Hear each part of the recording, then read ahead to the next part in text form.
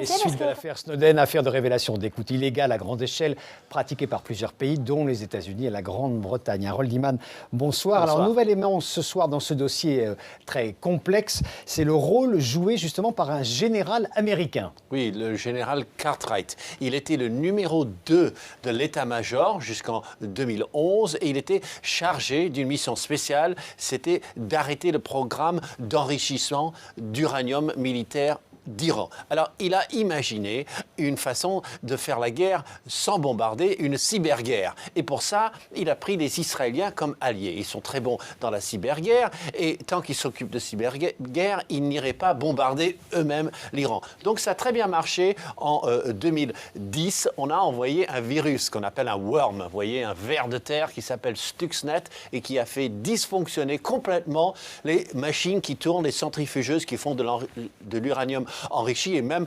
beaucoup d'entre ces machines se sont endommagées. Donc c'était un succès total et en 2012, le New York Times raconte cette histoire et aujourd'hui, on a appris qu'une des personnes qui a raconté cette histoire et qui n'avait pas le droit de la raconter, c'était le général Cartwright qui est maintenant inquiété par la justice.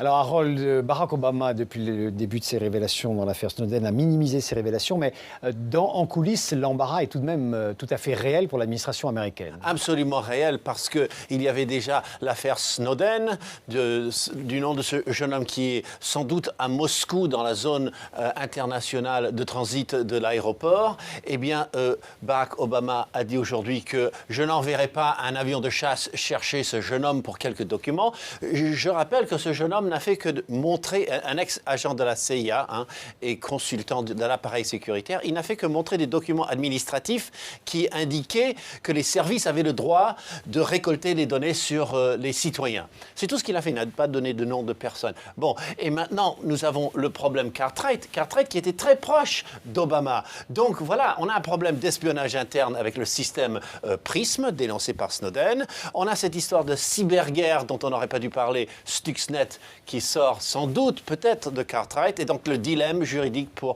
Obama est entier. Il faut redéfinir le contour de la guerre.